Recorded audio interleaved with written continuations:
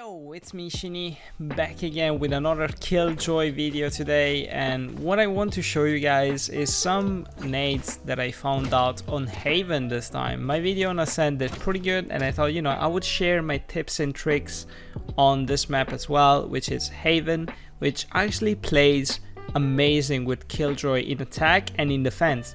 In attack you need to know your nades, and I'm going to show you these two ones for A, which I always use with my team whenever we have a smoke in the window or we have something on backside. No, backside there's gonna be my nade.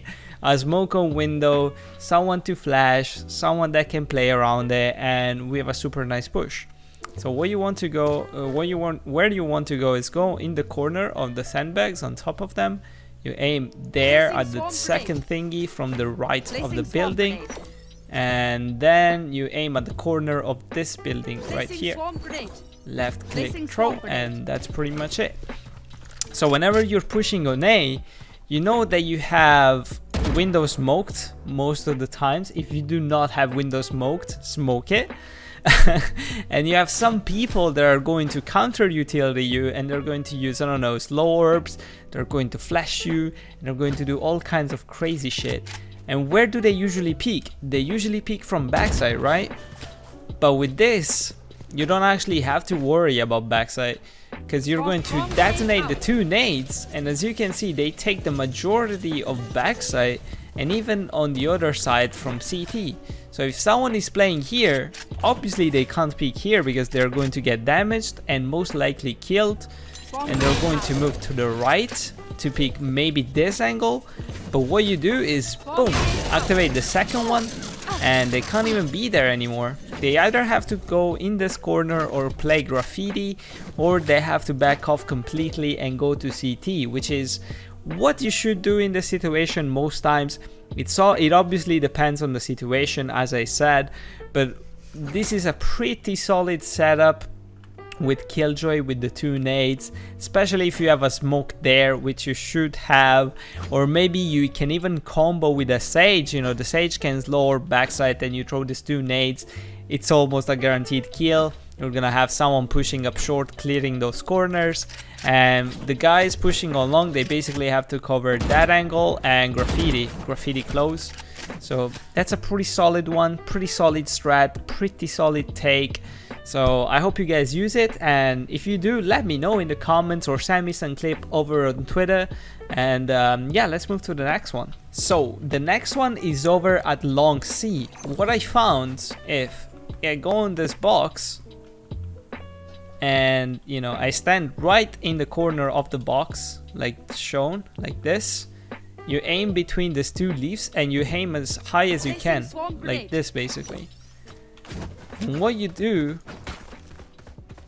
you basically nading this over here, and when you activate it, as you can see, it takes the majority of that angle and it leaves that tiny corner over there and the corner here. Why do I do this? For most people, when they hold this angle, they either hold it aggressive like this, or they hold it really passive like this. But it's really not that optimal to play in the corner over here or in the corner over here, because you're gonna waste a lot of space. You don't have much space to go. You can fall back to tunnel and maybe hold an even more passive angle, kind of aggressive but passive at the same time, because you are exposed to double door. But the play usually is to move on backside, right? Because if you have a nade, oh shit, that's way too close. If you have a nade there, if you peek like this and you are there, you're going to get killed by it, right? Almost died. Just like that, you're going to almost die. So usually the play, if you get naded like this, is just to move backside and play this angle or fall back completely, because once you get caught off guard with that nade and you get, I don't know, maybe 50 less HP, you don't feel as confident to take the peek and take the fight, because you can die, especially if your team is going to flash, you have a Reyna, a Phoenix, or something like that. So it's a really good nade to force people out of position, because most of the times people don't play there. And if you don't have to cover that angle, but you can just cover in front of you over there and then check this angle, it's a super good one. And it just makes your life easier pushing on C, and it's just one nade.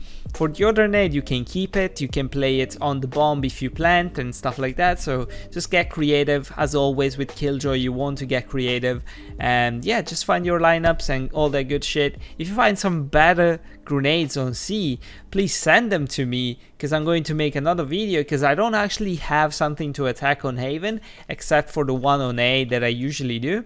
So if you find anything that's interesting and you think it's worth seeing, please send it to me, because I'm going to give it a look and I'm going to try it in a game for sure.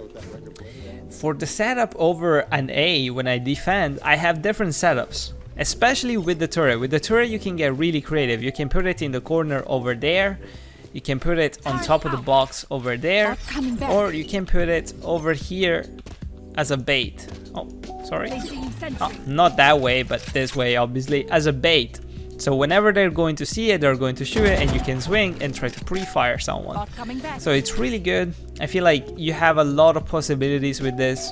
But what I usually do as a standard nade, I do this one inside of the box. Actually, this one is kind of bad. But I go here on top of the box and I throw it. Which kind of makes it hard to see. Dude, I fucked it up again. See, this is why it's fun to do the things live, so you see that I can actually make mistake. But this is pretty easy to do. You basically want to hide your nade behind that so that they can't really see it unless they go like this, or they get really close and they hear something. It's really hard to notice. So whenever they're going to plant, you can just activate it, and it takes the entirety of, you know, the site behind the crate basically, which is where you usually want to plant to get a safe plant, as you guys know. And when it comes down to the child, you can do a lot of different setups with your child and the nade. So for example, you can have one here in long. So if they come to long and they're pushing, you can activate this, and it's a pretty good one. They're forced to move either here to the side and give a lot of space to the guy that's maybe holding behind, and he can get an easy frag with that. Or you can also do it here, and you can place this right in front of short. So if they get tagged, you know that they're about to come, and boom, you go with this.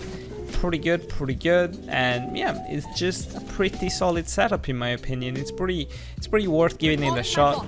I actually don't know if you can send it, if you can place it here, if it's going to, you know, activate and actually stun anyone if they come close here. But I definitely need to try this, because if you can put it on top of boxes, that would be really good. But I didn't test it yet. Maybe I should try it with a friend to see if it works. But these are basically my setups, you know. I always put one here. Then I don't know, I play... Oh, see, I play this actually over here towards short. No, actually, no, never mind. Sorry, my bad. I place it towards long, so whenever they push, I can see them. Then I put this over here, and this to long. So whenever that activates, I know that they get more damage. I activate that. The bot is even going to shoot, so it's doing more damage because of the child. And you know, I rotate backside because I want to take an easier fight. I want to get an advantage. They're like, what the fuck, what is going on? Let's back off, and then I go here. And this is a general tip that I actually want to give to all the Killjoy mains that are trying to play Killjoy, are trying to get better. Play passive, play defensive as Killjoy. Because if you try to take the peak, most of the times it's not gonna be good for your team, because you want to be using your nades, you want to detonate them, you want to play around your turret. Sometimes maybe your nades are not working right, and you want to try and get aggressive, and then you get an aggressive turret in order to bait and peek, and that's fine. But most of the times, for example, if I hear that they're coming B, instead of being behind side and wanting to pre-shoot them and try to get the frag and get an advantage, what you want to do is, you know, maybe just fall back, go to heaven and get the advantage this way. Because if they get into the bots and you then actionate the nade and then they get shot by the turret and you peek, then you actually get yourself 100% of the times a kill. That's how you want to do it. You want to play smart. You don't want to take aggressive dump peeks, so please make sure you do this. It's really important as Killjoy to play safe.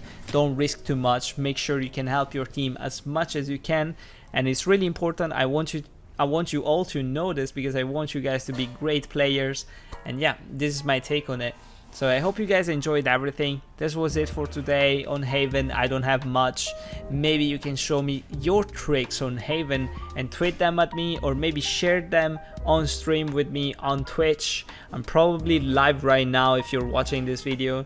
So thank you for watching, and yeah, I'm gonna see you guys in the next video, and yeah, peace out. See ya.